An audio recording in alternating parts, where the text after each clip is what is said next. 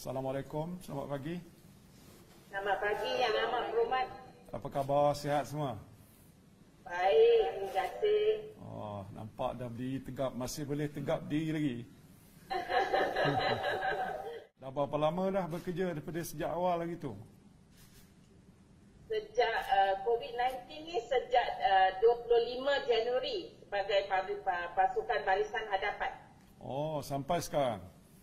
Ya, sampai sekarang Yang Amat Kalau Berhormat. di hospital sana berapa orang yang terlibat? Doktor, jururawat dan lain-lain pegawai perubatan, ramai yang terlibat? Ramai Yang Amat Berhormat, ramai terlibat. Dari segi doktor, Dr. Yasmin, boleh nak bagi tahu? Good morning, Yang Berhormat Tan Sri. Saya Dr. Yasmin, pakar perubatan penyakit berjangkit. Yeah. I hope you don't mind if I speak a little bit of English in between. It's okay, it's alright. Yeah.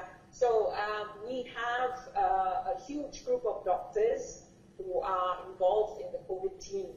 Yeah. As you know, Hospital Sungai Buloh has been accredited as the only one of the main hospitals who houses no one but COVID infections and suspected patients. Yeah. And we have a group of 4 consultants of ID physicians who are all infectious disease physicians, and also have our fellowship doctors, about 6 to 7 of them who have joined us. And on top of that, the entire country has actually sent representatives from other hospitals to help us out as well. So we have about, I think, 500 to 600 doctors who are actually currently in the COVID team. There's a lot of number. Yes, that's a big number. Yeah.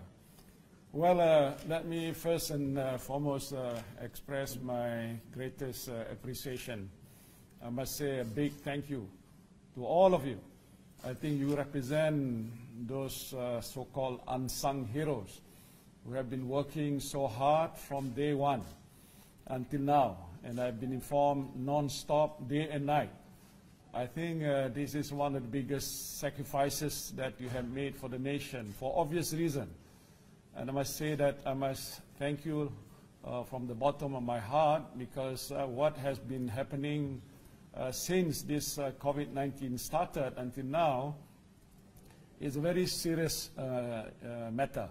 It is about health, it's about the future of our country, it is about safeguarding our people, and I think you are the frontliners. And I must say you have done a great job, and you have taken all the risks, which not many people are able or willing to do so. And what is happening today is because of what we have done. I must say that we have achieved a great success in a way, though COVID has not been over yet, but I've seen the graph dipping and the curve is going down, and of course it is all because of the hard work that you all have been doing. Of course, it's a combined effort of everybody, and this is something that we all owe to you. And I must say that you are still in high spirit. That is something that is good, because I want you to be strong and able to face this challenge. It's not an easy task. We know how difficult it is, and we know there are a lot of issues that need to be addressed, but because of the teamwork that we all have put together, and especially you people in the front line, and I must also include other people outside there, the police, the armies, and all the volunteers have been going around in support of this move that we're taking to deal with this COVID-19. So I hope you still have that strong spirit. I know you must have not been back home for a number of days. And do you have your kids, your children, your husband, your wife? I can imagine how you feel. I mean, at the same time, I know you have been very strong in taking up this big challenge. And I must say again that a big thank you for what you have done. I just want to ask you whether you have enough of the PPEs, the masks, whatever all the needs that the hospital require to deal with the problem? Have you Yes, had enough? Yes, we do. We do have enough. We do have enough, Yang Berhormat Tan Sri. We do.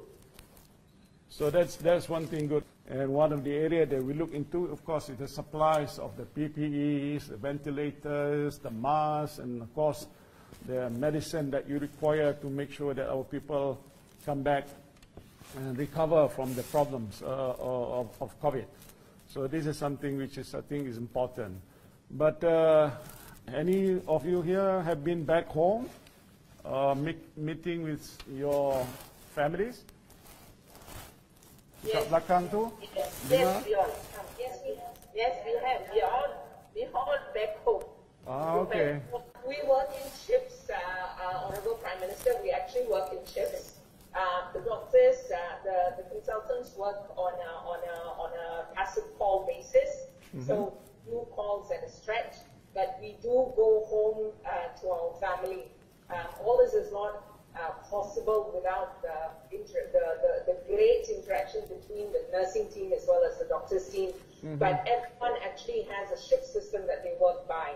So the doctors work on a 12-hourly to 8-hourly shifts. Okay. And nurses have their standard shift system as well, which is 8-hourly. And we understand that this is actually a very unique situation. The country has never had this before. Actually, this is a global problem. Yeah. And rest, I think, although it's at the back of our, is the last thing that we always think of, but I think it's very important to keep them motivated all the time. So they do actually get rests after their shift system.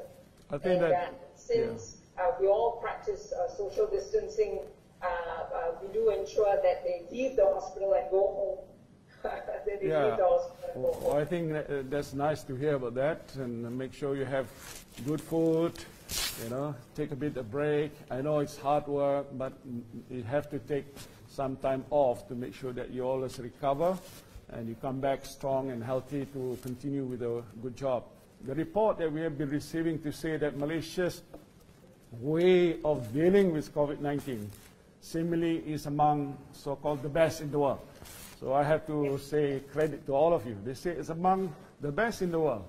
Though it is, so it is a credit, for all the effort that you have put in, that people recognize the job of every one of us here to manage the situation. We have no experience. There's no SOP that we can use or refer to because this is something which we did not expect. But the way that we have been handling it, either from the government side, of course, from the frontliners, people like you, is seemingly has been positive in sense of the outcome. The number of death cases that is happening in Malaysia is among the lowest in the world. All these are indication about the healthcare system that we have put in place, and of course, because of the work that you people have put in to make sure that we achieve what we want to achieve in terms of dealing this very serious issue of COVID-19. But I would like to just say once again that how I appreciated the work that you have put in, all the energies and effort that you have put in for the number of weeks you have been locked into the hospital, and of course, the hard work. And I must say, the sacrifice that you and your family, that you have done this for the purpose and the sake of the people is something which I admire. So I want to say once again, I'm very happy, but please do not stop and continue to do the good job that you've been doing. We all are praying for you. All Malaysians are praying for you. I pray for you all every day, and dua so that whatever Thank you so much. To make sure that you are healthy, you're not into that problem that others are facing. You come out winning this war, and of course, we can then go back to our normal life when the whole issues of COVID-19 is all over. So, thank you once again. Terima kasih banyak-banyak atas segala sumbangan dan pengorbanan tuan-tuan dan puan-puan semua. Terima kasih.